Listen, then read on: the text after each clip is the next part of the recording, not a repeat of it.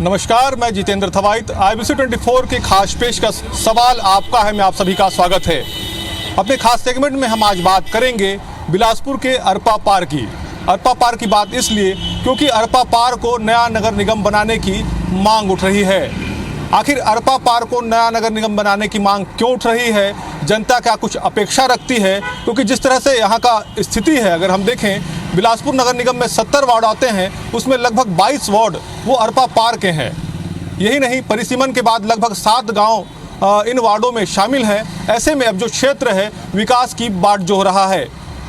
लेकिन लंबे समय से ये मांग है कि अरपा पार को नया नगर निगम बनाया जाए। तो सीधे अरपा पार की जनता के पास चलते हैं और उनसे ही जानते हैं कि आखिर अरपा पार को नया नगर निगम बनाने की मांग क्यों उठ रही है। अरपा पार की जनता क्या चाहती है, क्या आवश्यकता है कि अरपा पार को नया नगर निगम बनाया जाए। तो सीधे हम चलते हैं अरपा पार की जनता के साथ। अरपा पार की प्रबुद्ध जनता, महिलाएं, बुजुर्ग, युवा सभी हमारे साथ हैं। सीधे उनसे ही बात करते हैं और जानते हैं। लगातार ये मांग लंबे समय से उठ रही है कि अरपा पार को नया नगर निगम बनाया जाए। आखिर क्यों आवश्यकता है, इस मांग को क्यों उठाया जा रहा है?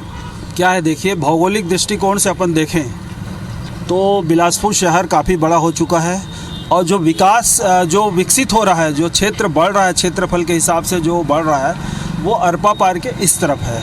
बिलासपुर शहर स्थिर है, जितना था उतना आज भी है।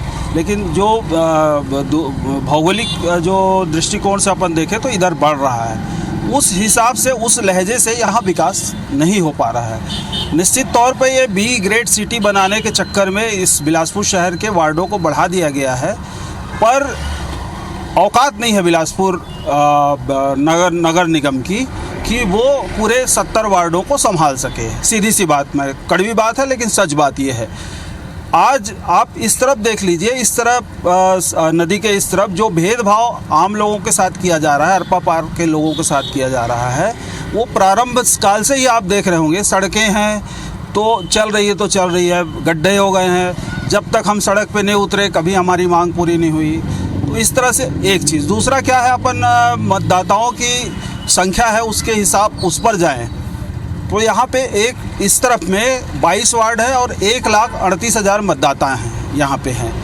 वो ये पिछले सेंसस के हिसाब से, और अभी तो और भी ज़्यादा बढ़ गए हैं। तो कुल मतदाताओं की संख्या 2 लाख से ऊपर हो जाएगी। तो अपने आप में ये सक्षम है एक नए नगर निगम के लिए। और रिसाली को जब बनाया जा सकता है बिना किसी प्रकार के नोटिफिकेशन के, तो इसको भी बनाया जाना चाहिए। बिल्कुल, अरपा पार को भी नया नगर निगम बनाया जाना चाहिए। क्या देखते हैं, आवश्यकता क्यों महसूस हो रही है नया नगर निगम बनाने की?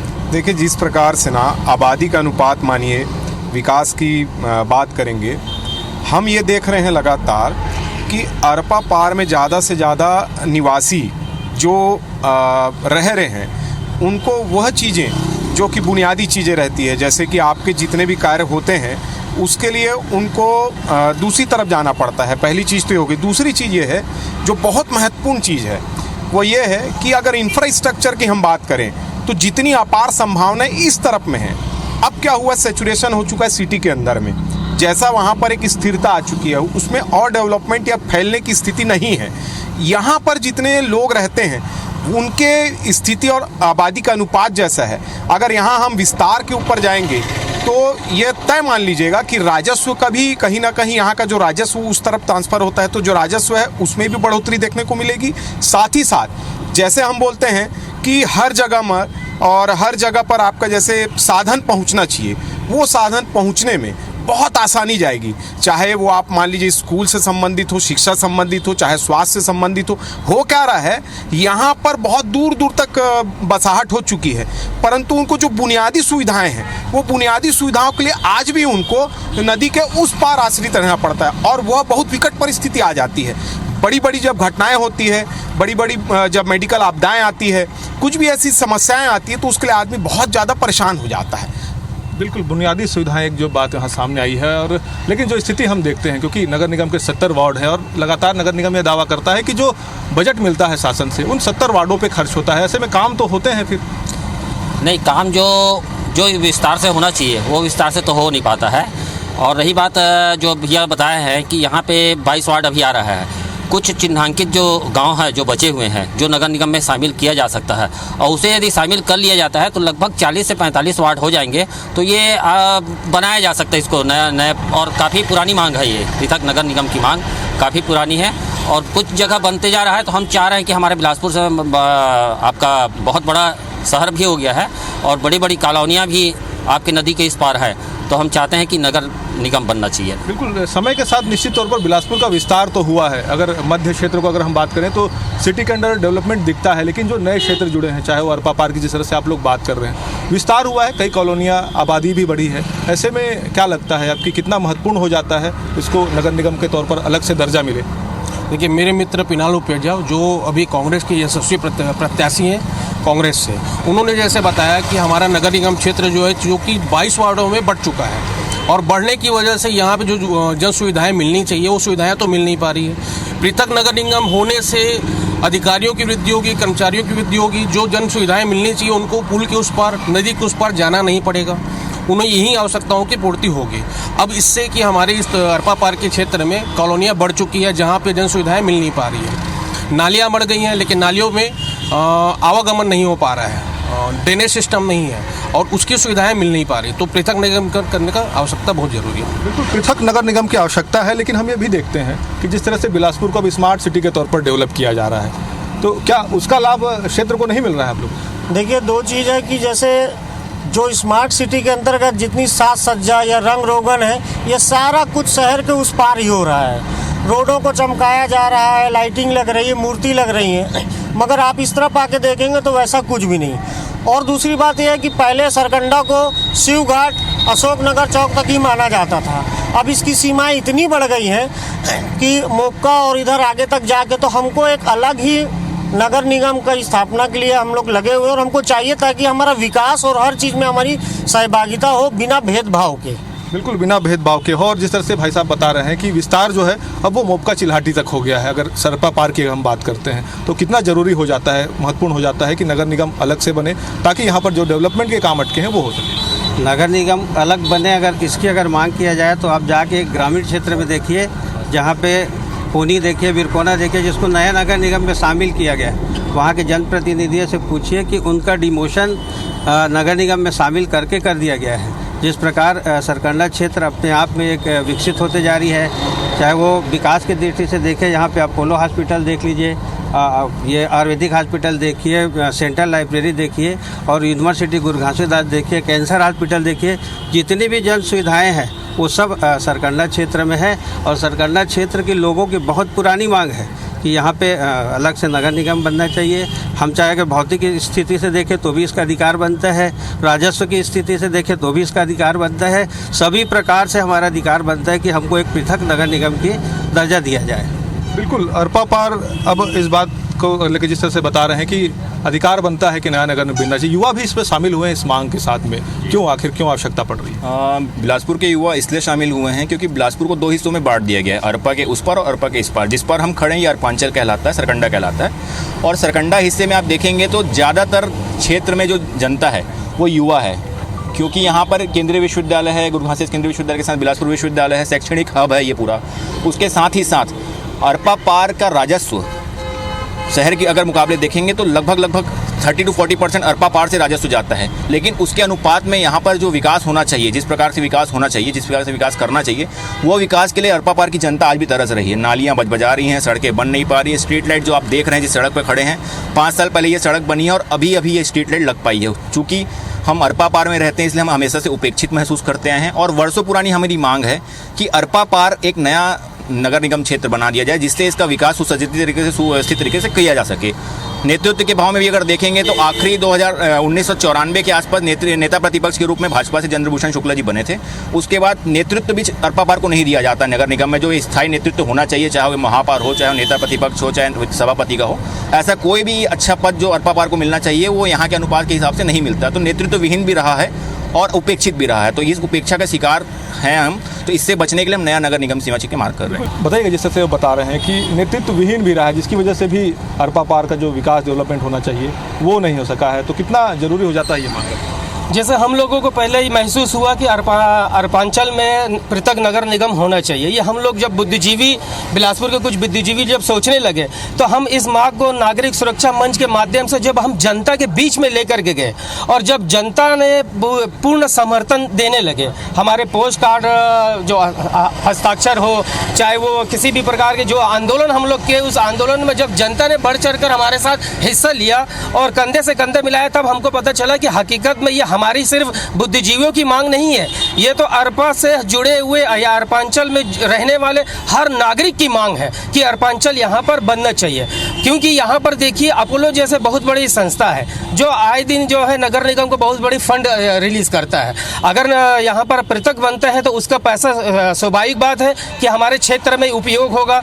और एक सबसे बड़ी बात है कि यहाँ पर केंद्रीय विश्वविद्यालय है, केंद्रीय लाइब्रेरी है, जो पूरे दुनिया से जो है भारतवर्ष से यहाँ पर बच्चे पढ़ने के लिए आते हैं। लेकिन जब यहाँ पर देखते हैं कि एक छोटा सा सरकंडा क्षेत्र पिछड़ा हुआ है और यहाँ की सड़कें छोटी हुई हैं, नालियाँ बजा रही है, विकास नहीं है, तो स्वाभाविक बात है उनके दिमाग में ये जाता है कि बिलासपुर जो है बहुत पिछड़ा क्षेत्र है, क्योंकि वो यहाँ केंद्रीय विश्वविद्यालय में रह करके और केंद्रीय लाइब्रेरी में पढ़ करके वो हमारे बिलासपुर का नाम अपने शहर में या अपने राज्य में जब जाते हैं तो एक पिछड़ा क्षेत्र के नाम से वो लोग वहाँ पर विख्यात बताते होंगे कि बिलासपुर तो बहुत छोटा जगह है, बहुत ये जगह है। लेकिन अगर सरकंडा क्षेत्र में विकास होता है और सरकंडा क्षेत्र में अगर पृथक नगर निगम बनता है तो स्वाभाविक बात है यहाँ की सड़कें अच्छे बनेंगे, लाइट, बिजली, पानी, इंफ्रास्ट्रक्चर जब अच्छे बनेंगे तो इसका जो बेनिफिट है ये हमें जो है भारतवर्ष में भी हमारे देश का नाम रोशन होगा। नगर निगम व्यवस्था बनाई है, अलग अलग जोन बनाए हैं ताकि क्षेत्र का समुचित विकास हो। यहाँ भी जोन बना हुआ है, ऐसे में क्या जोन से क्या पर्याप्त काम नहीं होते हैं, या पर्टिकुलर हम बात करें तो अरपा पार को क्या वैसे काम नहीं मिलते हैं, क्योंकि वार्ड वार यहाँ पर तो कामों का वितरण होता है। जी, नगर निगम ने जोन तो जरूर बनाए हैं, लेकिन वो जोन सिर्फ महज राजस्व वसूली केंद्र बन के रह गए हैं। सिर्फ वो जो कॉलोनियाँ बनी हैं वहाँ से टैक्स वसूली कर रहे हैं। आज भी वो कॉलोनियाँ 3 सालों के में उपेक्षा महसूस कर रही है अपनी। आज भी वहाँ ना नाली बन पाई है, ना रोड बन पाई है, ना एक स्ट्रीट लाइट लग पाया है। आज सरकंडा में हमारे पास बिलासपुर यूनिवर्सिटी, गुरु घासीदास यूनिवर्सिटी, कैंसर हॉस्पिटल बनने जा रहा है, ITI जैसे समस्त यहाँ शैक्षणिक संस्थाएं, एजुकेशनल हब हो चुका है अरपांचल। लेकिन उसके बाद भी जब वहाँ से विद्यार्थी, छात्र छात्राएं वहाँ से कॉलेज से अपने घर आते हैं तो उनको अंधेरे में अपने घर वापस आना पड़ता है। कभी गाय से या कभी हादसा हो जाता है, चोट लग जाती है, जिसका कोई भी किसी प्रकार का व्यवस्था निगम के द्वारा अरपांचल की तरफ नहीं किया गया है। अगर अलग नगर निगम यहाँ बनता है तो जो एक समुचित विकास, एक समुचित जो सुविधाएं हम अपने लोगों को यहाँ पर दे पाएंगे। एक यहाँ के जो बुद्धिजीवी हैं, यहाँ के जो नेता हैं, उनके पास अपने अपने क्षेत्र के बहुत सारे मुद्दे रहते हैं, जो अपने क्षेत्र को किस दिशा में उनको लेके जाना है उसके बहुत सारे सुझाव रहते हैं। तो अगर अलग नगर निगम बनेगा, अरपांचल बनता है, तो हम यहाँ पे व्यवस्थित विकास और व्यवस्थित सुविधाएं यहाँ के लोगों को दे पाएंगे। आप भी मानते हैं व्यवस्थित विकास तभी होगा जब नया नगर निगम बनेगा, अरपांचल को नया नगर निगम?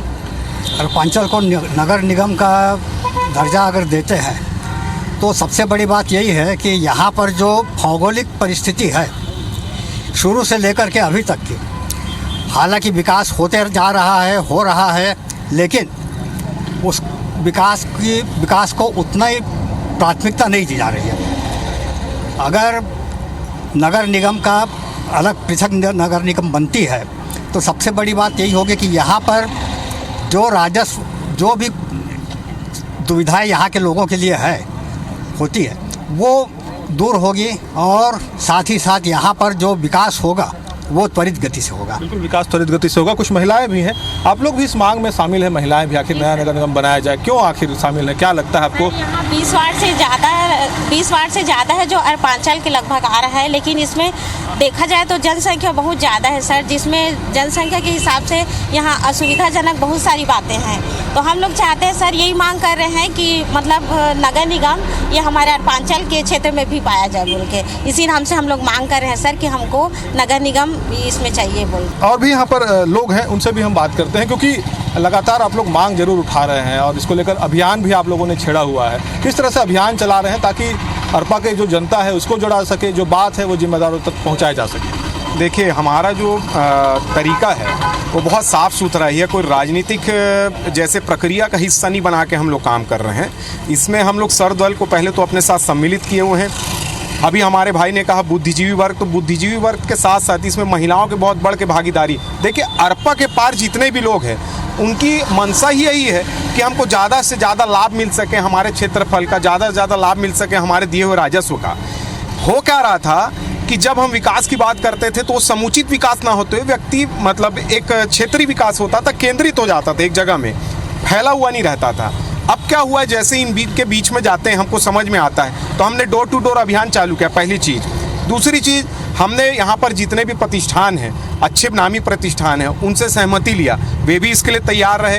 हमने यहाँ से सामाजिक स्तर पे जितने भी बड़े बुद्धिजीवी लोग हैं प्लस समाज के जो नेतृत्व करते हैं उनसे बात किया, उनकी भी मंशा यही है। और यह बात सबसे पुरानी है, जैसे हमारे यहाँ पर मंच के अध्यक्ष जी भी खड़े हैं, संयोजक जी भी हैं, इन्होंने भी बहुत पूर्व में, यह मांग आज की नहीं है, यह 93 की मांग है। अगर आप बायोडाटा निकाल के देखेंगे, पुराना इस इतिहास को निकाल के देखेंगे अर्पांचल का, तो यह 93 से निकली हुई चीज़ है। मतलब ये ऐसी है कि बहुत पुरानी मांग है और ये दिलों में बसी मांग है। तो इसके लिए कोई राजनीतिक उद्वेलित की करने की हमको ज़रूरत नहीं है। हमको मालूम है कि हम जैसे ही निकले हैं वैसे ही सब लोग सामूहिक रूप से इसको बहुत बड़ा समर्थन दे रहे हैं।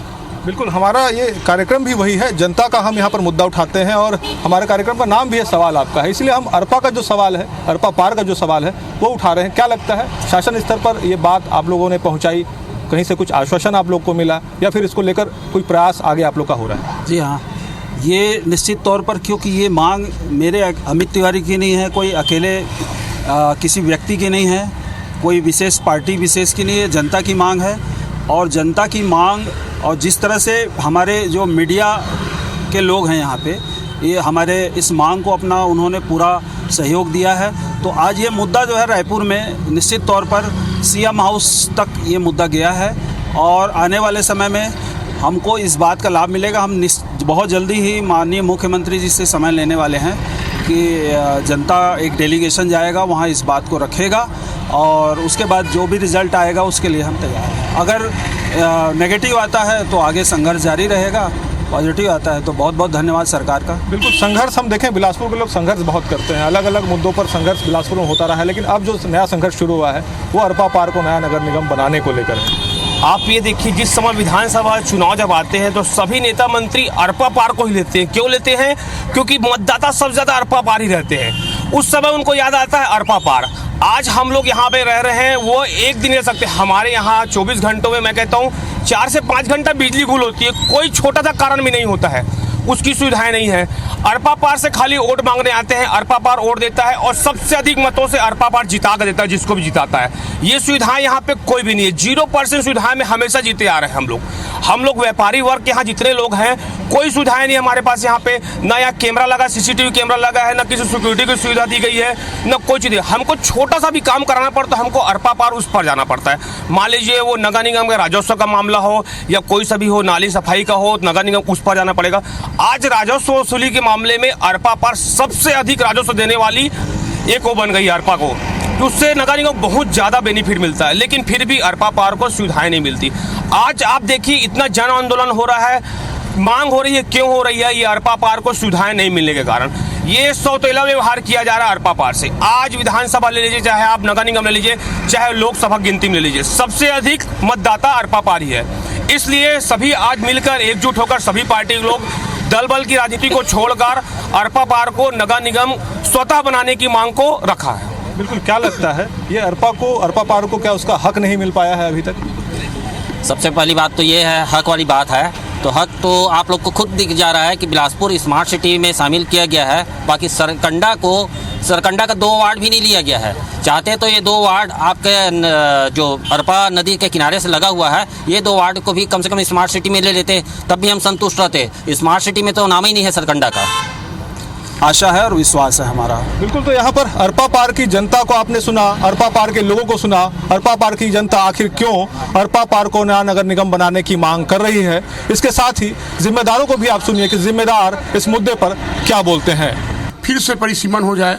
यदि जब परिसीमन हो रहा था नगर निगम का, उस समय इन लोगों को आपत्ति करना था, शायद वो नगर निगम बन सकता था, लेकिन ऑलरेडी नगर निगम का क्षेत्र बढ़ गया है, उसको घटाया नहीं जा सकता, उसकी टाइटल छोटी नहीं की जा सकती। हाँ, लेकिन ये सही है कि वहाँ अरपा पार नगर निगम बनना चाहिए, उसका समर्थन करता हूँ।